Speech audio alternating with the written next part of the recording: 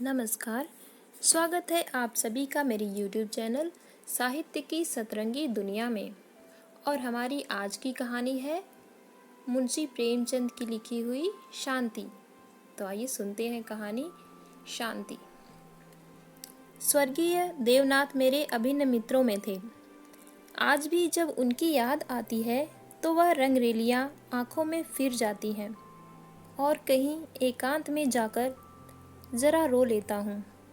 हमारे बीच में 200-250 मील का अंतर था। मैं लखनऊ में था, वह दिल्ली में। लेकिन ऐसा शायद ही कोई महीना जाता हो कि हम आपस में न मिल पाते हों। वह स्वच्छंद प्रकृति के विनोद प्रिय, सहृदय, उदार और मित्रों पर प्राण देने वाला आदमी थे, जिन्होंने अपने और पराये में कभी भेदभाव नहीं किया। संसार क्या है और यहाँ लौकिक व्यवहार का कैसा निर्वाह होता है, यह उस व्यक्ति ने कभी न जानने की चेष्टा की। उनके जीवन में ऐसे कई अवसर आए जब उन्हें आगे के लिए होशियार हो जाना चाहिए था। मित्रों ने उनकी निष्कपटता से अनुचित लाभ उठाया और कई बार उन्हें लज्जित भी होना पड़ा। लेकिन उस भले आदमी ने जीवन से कोई सबक लेने की कसम खा ली थी। उनके व्यवहार ज्यों के त्यों रहे। जैसे भोलानाथ जिए वैसे ही भोलानाथ मरे।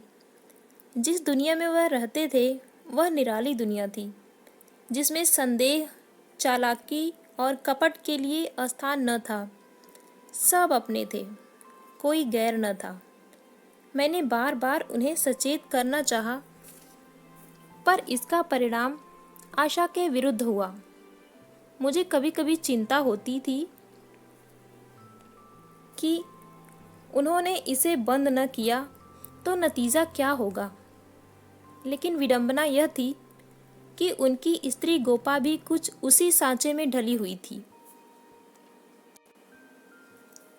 हमारी देवियों में जो एक चातुरी होती है, जो सदैव ऐसे उड़ाऊ पुरुषों की असावधानियों पर ब्रेक का काम करती हैं, उससे वह वंचित थी। यहाँ तक कि वस्त्राभूषण में भी उसे विशेष रुचि न थी। अतएव जब मुझे देवनाथ के स्वर्गारोहण का समाचार मिला और मैं भागा हुआ दिल्ली गया, तो घर में बर्तन भांडे और मकान के सिवा और कोई संपत्ति न थी। और अभी उनकी उम्र ही क्या थी जो संचय की चिंता करते। 40 भी तो पूरे न हुए थे। यूँ तो लड़कपन उनके स्वभाव में ही था, लेकिन इस उम्र में प्रायः सभी लोग कुछ बेफिक्र रहते हैं। पहले एक लड़की हुई थी, इसके बाद 2 लड़के हुए। दोनों लड़के तो बचपन में ही दगा दे गए थे, लड़की बची रही। और यही इस नाटक का सबसे करुण दृश्य था। जिस तरह का इनका जीवन था, उसको देखते इस छोटे से परिवार के लिए 200 रुपये महीने की ज़रूरत थी। 2-3 साल में लड़की का विवाह भी करना होगा। कैसे क्या होगा, मेरी बुद्धि कुछ काम न करती थी। इस अवसर पर मुझे यह बहुमूल्य अनुभव हुआ कि जो लोग सेवा भाव रखते हैं और जो स्वार्थ सिद्धि को जीवन का लक्ष्य नहीं बनाते, उनके परिवार को आड़ देने वालों की कमी नहीं रहती। यह कोई नियम नहीं है, क्योंकि मैंने ऐसे लोगों को भी देखा है जिन्होंने जीवन में बहुतों के साथ अच्छे सलूक किए, पर उनके पीछे उनके बाल बच्चे की किसी ने बात तक न पूछी। लेकिन चाहे कुछ हो, देवनाथ के मित्रों ने प्रशंसनीय औदार्य से काम लिया और गोपा के निर्वाह के लिए अस्थायी धन जमा करने का प्रस्ताव किया। 2-1 सज्जन जो रंडुए थे, उससे विवाह करने को तैयार थे, किंतु गोपा ने भी उसी स्वाभिमान का परिचय दिया जो हमारी देवियों का जौहर है, और इस प्रस्ताव को अस्वीकार कर दिया। मकान बहुत बड़ा था, उसका एक भाग किराए पर उठा दिया। इस तरह उसको 50 रुपये माहवार मिलने लगे। वह उतने में ही निर्वाह कर लेगी। जो कुछ खर्च था वह सुन्नी की जात से था। गोपा के लिए तो जीवन में अब कोई अनुराग ही न था। इसके 1 महीने बाद मुझे कारोबार के सिलसिले में विदेश जाना पड़ा और वहाँ मेरे अनुमान से कहीं अधिक 2 साल लग गए। गोपा के पत्र बराबर जाते रहते थे, जिससे मालूम होता था वे आराम से है। किंतु चिंता की कोई बात न थी। मुझे पीछे ज्ञात हुआ कि गोपा ने मुझे भी गैर समझा और वास्तविक स्थिति छिपाती रही। विदेश से लौटकर मैं सीधा दिल्ली पहुंचा। द्वार पर पहुंचते ही मुझे भी रोना आ गया। मृत्यु की प्रतिध्वनि सी छाया हुई थी। जिस कमरे में मित्रों के जमघट रहते थे, उनके द्वार बंद थे। मकड़ियों ने चारों ओर जाले तान रखे थे। देवनाथ के साथ वह स्त्री लुप्त हो गई थी। पहली नज़र में तो मुझे ऐसा भ्रम हुआ कि देवनाथ द्वार पर खड़े मेरी ओर देखकर मुस्कुरा रहे हैं। मैं मिथ्यावादी नहीं हूँ और आत्मा की दैहिकता में मुझे संदेह है, लेकिन उस वक्त एक बार मैं चौंक जरूर पड़ा। हृदय में एक कंपन सा उठा, लेकिन दूसरी नज़र में प्रतिमा मिट चुकी थी। द्वार खुला। गोपा के सिवा खोलने वाला ही कौन था। मैंने उसे देखकर दिल थाम लिया। उसे मेरे आने की सूचना थी और मेरे स्वागत की प्रतीक्षा में उसने नई साड़ी पहन ली थी और शायद बाल भी गुंथा लिए थे। पर इन 2 वर्षों के समय ने उस पर जो आघात किए थे, उन्हें क्या करती। नारियों के जीवन में यह वह अवस्था है जब रूप लावण्य अपने पूरे विकास पर होता है, जब उसमें अल्हड़पन, चंचलता और अभिमान की जगह आकर्षण, माधुर्य और रसिकता आ जाती है। लेकिन गोपा का यौवन बीत चुका था। उसके मुख पर झुर्रियाँ और विषाद की रेखाएं अंकित थीं, जिन्हें उसकी प्रयत्नशील प्रसन्नता भी न मिटा सकती थी। केशों पर सफ़ेदी दौड़ चली थी और एक एक अंग बूढ़ा हो रहा था। मैंने करुण स्वर में पूछा, क्या तुम बीमार थी गोपा? गोपा ने आंसू पीकर कहा, नहीं तो, मुझे कभी सिर दर्द भी नहीं हुआ। तो तुम्हारी यह क्या दशा हुई? बिल्कुल बूढ़ी हो गई हो। तो जवानी लेकर करना ही क्या है? मेरी उम्र तो 35 के ऊपर हो गई। 35 की उम्र तो बहुत नहीं होती। हाँ, उनके लिए जो बहुत दिन जीना चाहते हैं। मैं तो चाहती हूँ जितनी जल्दी हो सके जीवन का अंत हो जाए। बस सुन्नी के ब्याह की चिंता है। इससे छुट्टी पाऊँ, मुझे ज़िंदगी की परवाह न रहेगी। अब मालूम हुआ कि जो सज्जन इस मकान में किराएदार हुए थे, वह थोड़े दिनों के बाद तब्दील होकर चले गए और तब से कोई दूसरा किराएदार न आया। मेरे हृदय में बर्छी सी चुभ गई। इतने दिनों इन बेचारों का निर्वाह कैसे हुआ, यह कल्पना ही दुखद थी। मैंने विरक्त मन से कहा, लेकिन तुमने मुझे सूचना क्यों न दी? क्या मैं बिल्कुल गैर हूँ? गोपा ने लज्जित होकर कहा, नहीं नहीं, यह बात नहीं है। तुम्हें गैर समझूंगी तो अपना किसे समझूंगी? मैंने समझा, परदेश में तुम खुद अपने झमेले में पड़े होगे, तुम्हें क्यों सताऊं? किसी न किसी तरह दिन कट ही गए। घर में और कुछ न था तो थोड़े से गहने तो थे ही। अब सुनीता के विवाह की चिंता है। पहले मैंने सोचा था इस मकान को निकाल दूंगी, 20-22 हजार मिल जाएंगे, विवाह भी हो जाएगा और कुछ मेरे लिए भी बचा भी रहेगा। लेकिन बाद को मालूम हुआ कि मकान पहले ही रेहन हो चुका है और सूद मिलाकर उस पर 20 हजार हो गए हैं। महाजन ने इतनी ही दया क्या कम की कि मुझे घर से निकाल न दिया। इधर से तो अब कोई आशा नहीं है। बहुत हाथ पांव जोड़ने पर संभव है महाजन से 2-2.5 हजार और मिल जाए।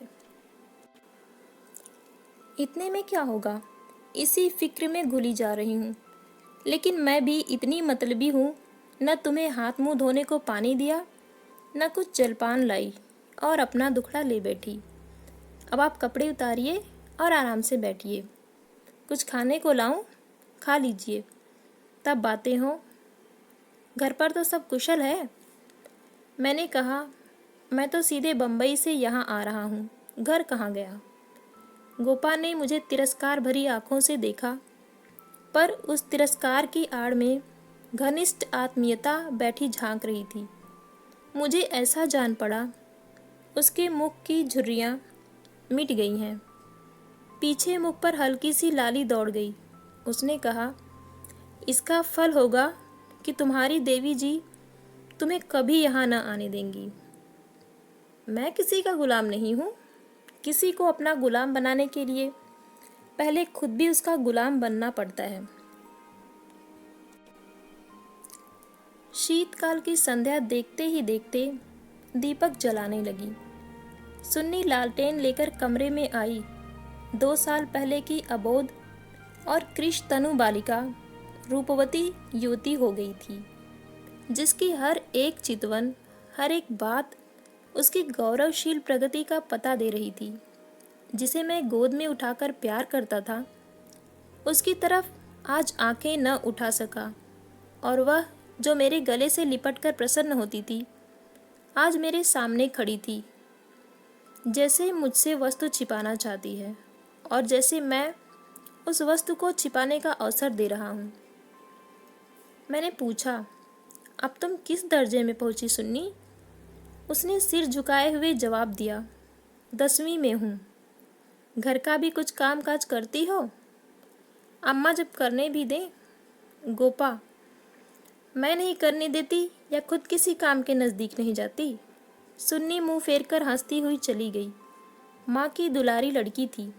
जिस दिन वह गृहस्थी का काम करती, उस दिन शायद गोपा रो रो कर आंखें फोड़ लेती।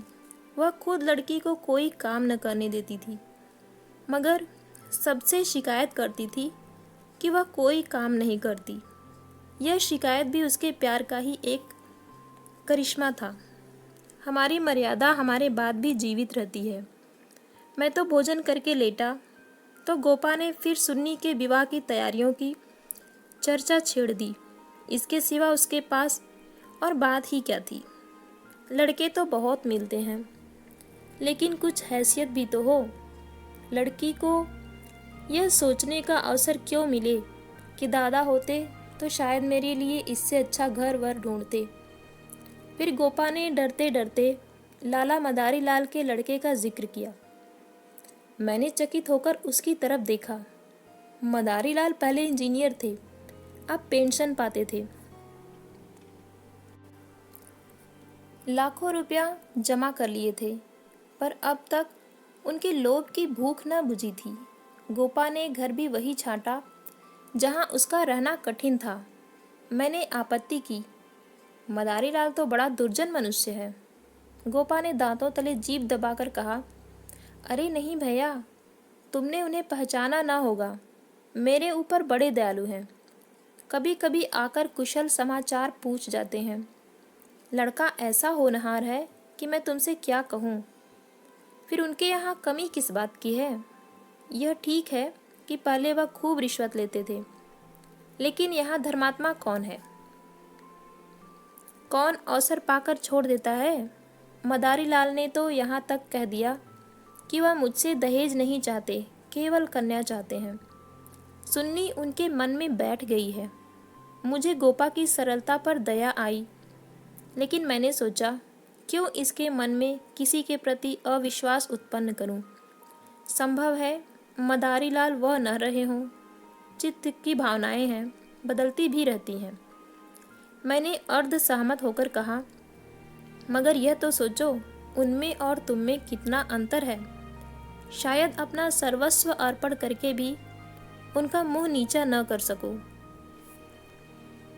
लेकिन गोपा के मन में बात जम गई थी। सुन्नी को वह ऐसे घर में चाहती थी जहां वह रानी बनकर रहे। दूसरे दिन प्रातःकाल मैं मदारी लाल के पास गया और उनसे मेरी जो बातचीत हुई, उसने मुझे मुग्ध कर दिया। किसी समय वह लोभी रहे होंगे। इस समय तो मैंने उन्हें बहुत ही सहृदय, उदार और विनयशील पाया। बोले, भाई साहब, मैं देवनाथ जी से परिचित हूँ। आदमियों में रत्न थे। उनकी लड़की मेरे घर आए, यह मेरा सौभाग्य है। आप उनकी माँ से कह दें, मदारीलाल उनसे किसी चीज़ की इच्छा नहीं रखता। ईश्वर का दिया हुआ मेरे घर में सब कुछ है। मैं उन्हें ज़ेर बार नहीं करना चाहता। ये 4 महीने गोपा ने विवाह की तैयारियों में काटे। मैं महीने में एक बार अवश्य उससे मिल आता था, पर हर बार खिन्न होकर लौटता। गोपा ने अपनी कुल मर्यादा का न जाने कितना महान आदर्श अपने सामने रख लिया था। पगली इस भ्रम में पड़ी हुई थी कि उसका उत्साह नगर में अपनी यादगार छोड़ता जाएगा। यह न जानती थी कि यहाँ ऐसे तमाशे रोज़ होते हैं और आए दिन भुला दिए जाते हैं। शायद वह संसार से यह श्रेय लेना चाहती थी कि इस गई बीती दशा में भी लुटा हुआ हाथी 9 लाख का है। पग पग पर उसे देवनाथ की याद आती। वह होते तो यह काम यूँ न होता, यूँ होता, और तब रोती। मदारीलाल सज्जन है, यह सत्य है, लेकिन गोपा का अपनी कन्या के प्रति भी कुछ धर्म है। कौन उसकी 10-5 लड़कियां बैठी हुई हैं, वह तो दिल खोल कर अरमान निकालेगी। सुन्नी के लिए उसने जितने गहने और जोड़े बनवाए थे, उन्हें देखकर मुझे आश्चर्य होता था। जब देखो कुछ न कुछ सी रही है। कभी सुनारों की दुकान पर बैठी हुई, कभी मेहमानों के आदर सत्कार का आयोजन कर रही है। मोहल्ले में ऐसा बिरला ही कोई संपन्न मनुष्य होगा जिससे उसने कुछ कर्ज न लिया हो। वह इसे कर्ज समझती थी, पर देने वाले दान समझकर देते थे। सारा मोहल्ला उसका सहायक था। सुन्नी अब मोहल्ले की लड़की थी। गोपा की इज्जत सबकी इज्जत है, और गोपा के लिए तो नींद और आराम हराम था। दर्द सिर से फटा जा रहा है।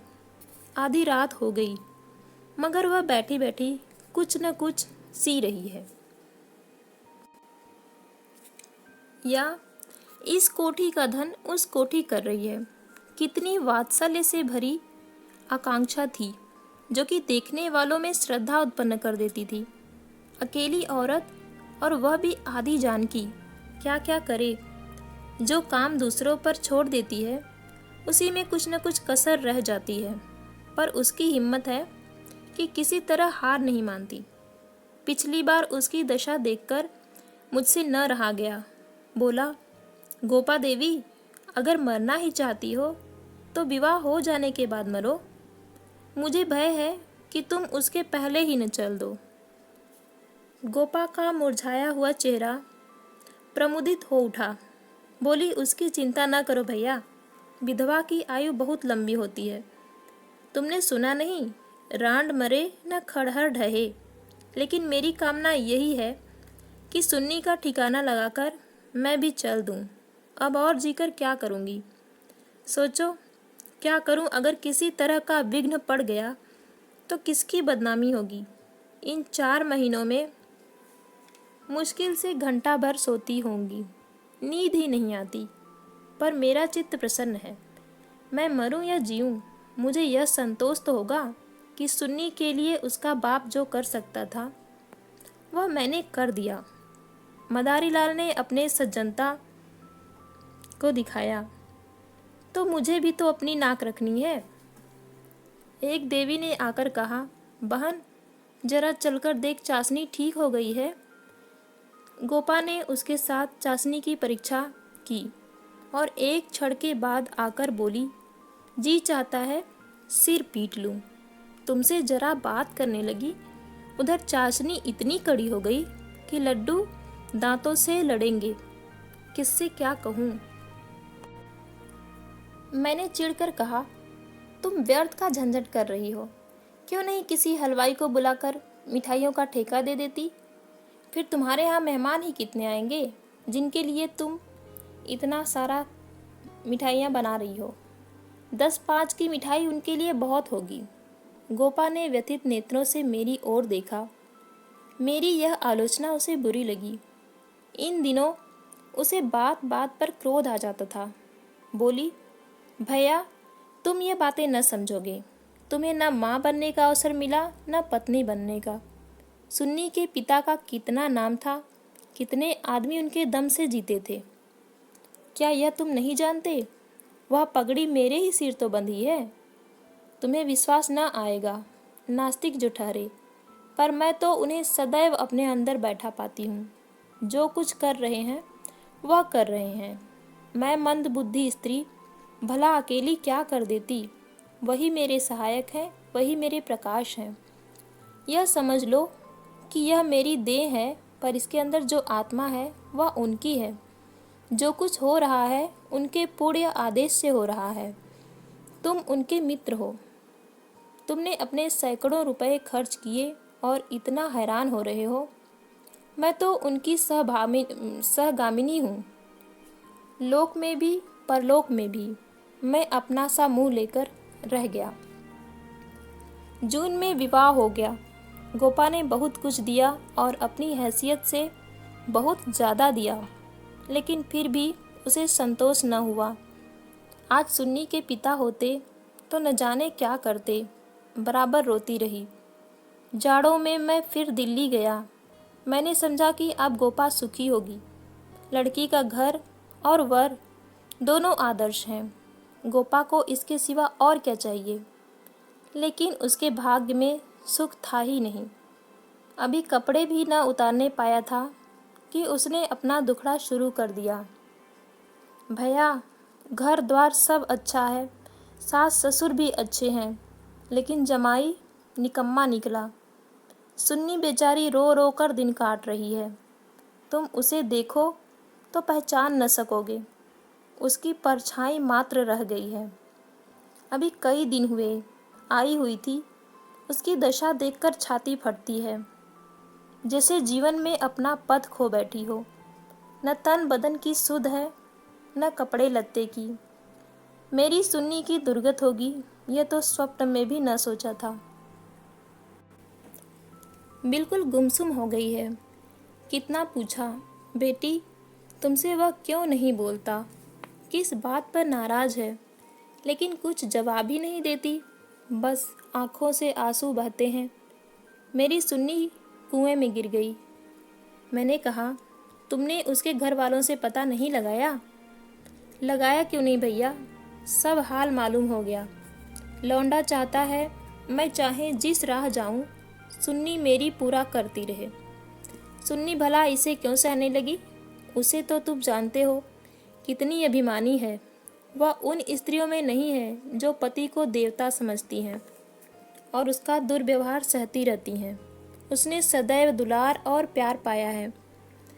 बाप भी उस पर जान देता था। मैं आँख की पुतली समझती थी। पति मिला छैला, जो आधी आधी रात तक मारा मारा फिरता है। दोनों में क्या बात हुई यह कौन जान सकता है, लेकिन दोनों में कोई गांठ पड़ गई है। न सुन्नी की परवाह वह करता है, न सुन्नी उसकी परवाह करती है। मगर वह तो अपने रंग में मस्त है। सुन्नी प्राण दिए देती है। उसके लिए सुन्नी की जगह मुन्नी है। सुन्नी के लिए उसकी अपेक्षा है और रुदन है। मैंने कहा, लेकिन तुमने सुन्नी को समझाया नहीं। उस लौंडे का क्या बिगड़ेगा, इसकी तो जिंदगी खराब हो जाएगी। गोपा की आंखों में आंसू भर आए। बोली, भैया किस दिल से समझाऊं? सुन्नी को देखकर तो मेरी छाती फटने लगती है। बस यही जी चाहता है कि इसे अपने कलेजे में ऐसे रख लूं कि इसे कोई कड़ी आंख से देख भी न सके। सुन्नी फूहड़ होती, कटुभाषिणी होती, आराम तलब होती तो समझाती भी। क्या यह समझाऊं कि तेरा पति गली गली मुंह काला करता फिरे, फिर भी तुम उसी की पूजा किया कर। मैं तो खुद यह अपमान न सह सकती। स्त्री पुरुष में विवाह की पहली शर्त यह है कि दोनों 16 आने एक दूसरे के हो जाए। ऐसे पुरुष तो कम हैं जो स्त्री को जौ भर विचलित होते देखकर शांत रह सकें, पर ऐसी स्त्रियां बहुत हैं जो पति को स्वच्छंद समझती हैं। सुन्नी उन स्त्रियों में नहीं है। अगर वह समर्पण करती है तो आत्मसमर्पण चाहती भी है, और यदि पति में यह बात न हुई तो वह उसमें कोई संपर्क न रखेगी, चाहे उसका सारा जीवन रोते कट जाए। यह कहकर गोपा भीतर गई और एक श्रृंगारदान लाकर उसके अंदर के आभूषण दिखाती हुई बोली, सुन्नी इसे अब की यहीं छोड़ गई, इसीलिए आई थी। ये वे गहने हैं जो मैंने न जाने कितना कष्ट सहकर बनवाए थे। इसके पीछे महीनों मारी मारी फिरी थी, यूँ कहो कि भीख मांगकर जमा किए थे। सुन्नी अब इसकी ओर आंख उठाकर भी नहीं देखती। पहने तो किसके लिए, श्रृंगार करे तो किस पर। 5 संदूक कपड़ों के दिए थे। कपड़े सीते सीते मेरी आंखें फूट गई। यह सब कपड़े उठा लाई। इन चीज़ों से उसे घृणा हो गई है। बस कलाई में 2 चूड़ियाँ और एक उजली साड़ी, यही उसका श्रृंगार है। मैंने गोपा को सांत्वना दी। मैं जाकर केदारनाथ से मिलूंगा, देखूं तो वह किस रंग ढंग का आदमी है। गोपा ने हाथ जोड़कर कहा, नहीं भैया, भूल कर भी न जाना। सुन्नी सुनेगी तो प्राण ही दे देगी। अभिमान की पुतली ही समझो उसे, रस्सी समझ लो जिसके जल जाने पर भी बल नहीं जाते। जिन पैरों से उसे ठुकरा दिया है उन्हें वह कभी न सहलाएगी। उसे अपना बनाकर कोई चाहे तो लौंडी बना ले, लेकिन शासन तो उसने मेरा न सहा, दूसरों का क्या सहेगी। मैंने गोपा से उस वक्त कुछ न कहा, लेकिन अवसर पाते ही लाला मदारी लाल से मिला। मैं रहस्य का पता लगाना चाहता था। संयोग से पिता और पुत्र दोनों ही एक जगह पर मिल गए। मुझे देखते ही केदार ने इस तरह झुककर मेरे चरण छुए कि मैं उसकी शालीनता पर मुग्ध हो गया। तुरंत भीतर गया और चाय, मुरब्बा और मिठाइयाँ लाया। इतना सौम्य, इतना सुशील, इतना विनम्र युवक मैंने न देखा था। यह भावना ही न हो सकती थी कि इसके भीतर और बाहर में कोई अंतर हो सकता है। जब तक रहा, सिर झुकाए बैठा रहा। उच्च श्रृंखलता तो उसे छू भी नहीं गई थी। जब केदार टेनिस खेलने गया तो मैंने मदारी लाल से कहा, केदार बाबू तो बहुत सच्चरित्र जान पड़ते हैं, फिर स्त्री पुरुष में इतना मनोमालिन्य क्यों हो गया। मदारी लाल ने एक क्षण विचार करके कहा, इसका कारण इसके सिवा और क्या बताऊं कि दोनों अपने माँ बाप के लाडले हैं, और प्यार लड़कों को अपने मन का बना देता है। मेरा सारा जीवन संघर्ष में कटा, अब जाकर जरा शांति मिली है। भोग विलास का कभी अवसर ही न मिला। दिन भर परिश्रम करता था, संध्या को सो जाता था। स्वास्थ्य भी अच्छा न था, इसलिए बार बार यह चिंता सवार रहती थी कि संचय कर लूं, ऐसा न हो कि मेरे पीछे बाल बच्चे भीख मांगते फिरें। नतीजा यह हुआ कि इन महाशय को मुफ्त का धन मिला। सनक सवार हो गई, शराब उड़ने लगी, फिर ड्रामा खेलने का शौक हुआ। धन की कमी थी ही नहीं, उस पर माँ बाप के अकेले बेटे। उनकी प्रसन्नता ही हमारे जीवन को स्वर्ग लगता था। पढ़ना लिखना तो दूर रहा, विलास की इच्छा बढ़ती गई, रंग और गहरा हुआ। अपने जीवन का ड्रामा खेलने लगे। मैंने यह रंग देखा तो मुझे चिंता हुई। सोचा ब्याह कर दूं, ठीक हो जाएगा। गोपा देवी का पैगाम आया तो मैंने तुरंत स्वीकार कर लिया। मैं सुन्नी को देख चुका था। सोचा ऐसी रूपवती पत्नी पाकर इसका मन स्थिर हो जाएगा, पर वह भी लाडली लड़की थी, हठीली, अबोध, आदर्शवादिनी। सहिष्णुता तो उसने सीखी ही न थी। समझौते का जीवन में क्या मूल्य है, इससे वह बेखबर थी। लोहा लोहे से लड़ गया, वह अभिमान से पराजित करना चाहती है या अपेक्षा से? यही रहस्य है। और साहब, मैं तो बहू को ही अधिक दोषी समझता हूँ। लड़के प्रायः मनचले होते हैं, लड़कियाँ स्वभाव से ही सुशील और अपनी जिम्मेदारी समझती हैं। उसमें ये गुण नहीं है। डोंगा कैसे पार होगा ईश्वर ही जाने। सहसा सुन्नी अंदर से आ गई, बिल्कुल अपने चित्र की रेखा सी, मानो मनोहर संगीत की प्रतिध्वनि हो। कुंदन तपकर भस्म हो गया हो। मिटी हुई आशाओं का इससे अच्छा चित्र नहीं हो सकता। उलाहना देते हुए बोली, आप जाने कब से बैठे हुए हैं, मुझे खबर तक नहीं, और शायद आप बाहर ही बाहर चले भी जाते। मैंने आंसुओं के वेग को रोकते हुए कहा, नहीं सुन्नी, यह कैसे हो सकता था। तुम्हारे पास आ ही रहा था कि तुम स्वयं आ गई। मदारीलाल कमरे के बाहर अपनी कार की सफाई करने लगे। शायद मुझे सुन्नी से बात करने का अवसर देना चाहते थे। सुन्नी ने पूछा, अम्मा तो अच्छी तरह हैं?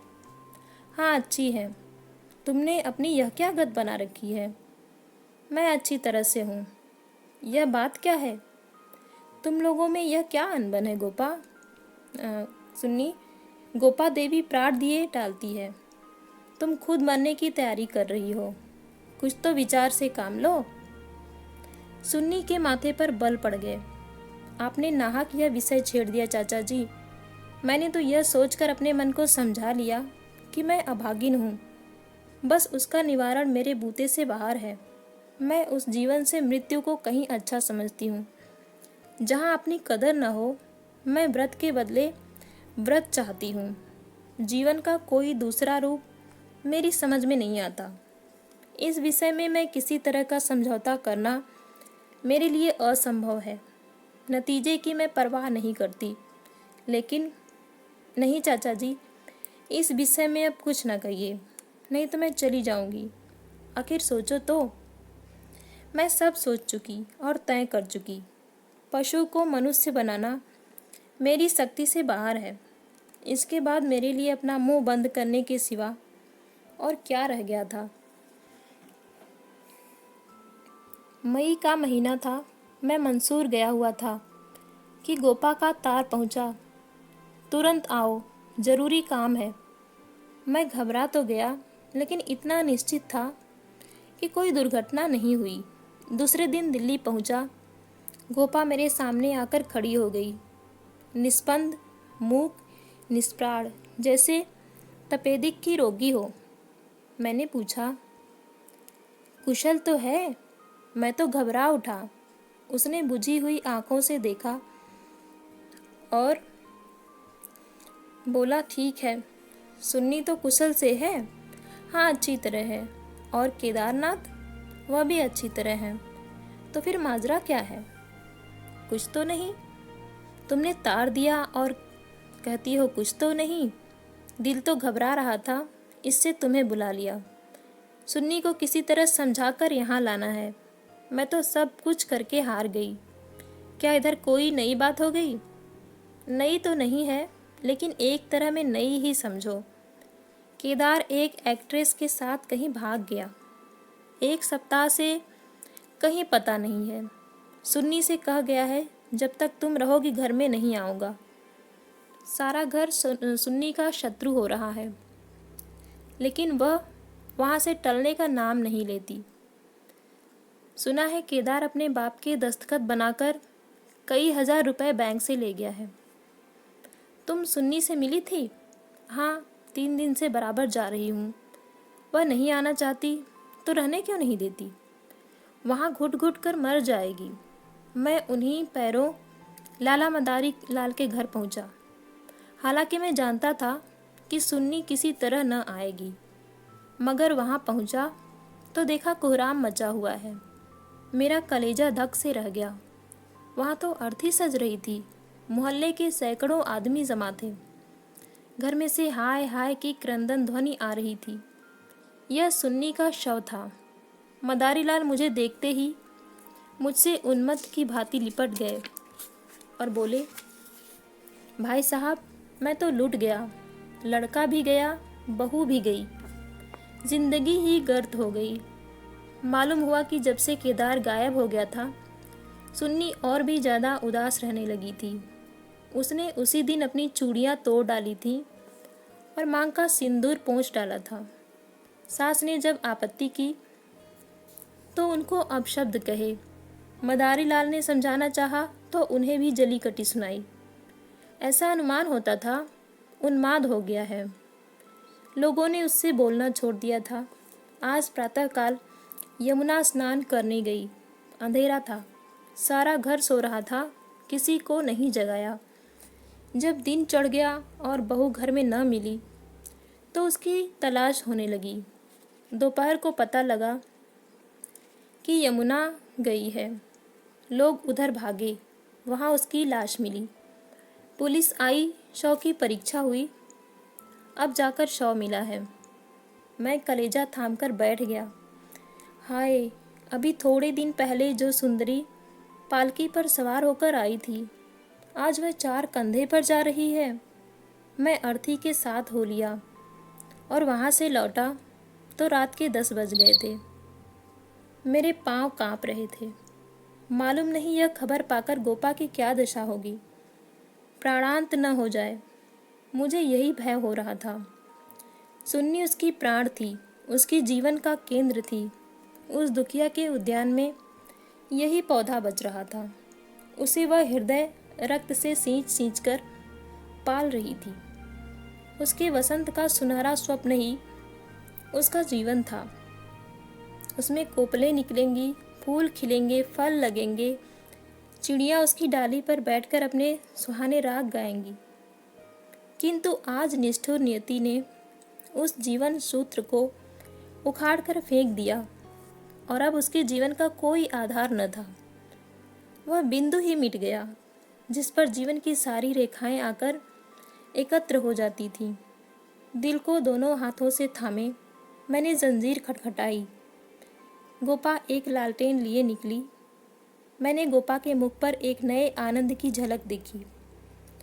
मेरी शोक मुद्रा देखकर उसने मातृवत प्रेम से मेरा हाथ पकड़ लिया और बोली, आज तो तुम्हारा सारा दिन रोते ही कटा।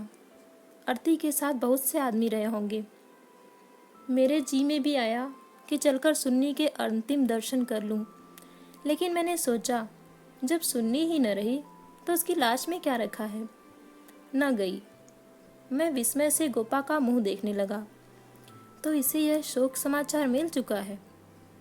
फिर भी वह शांति और अविचल धैर्य। बोला, अच्छा किया न गई, रोना ही तो था।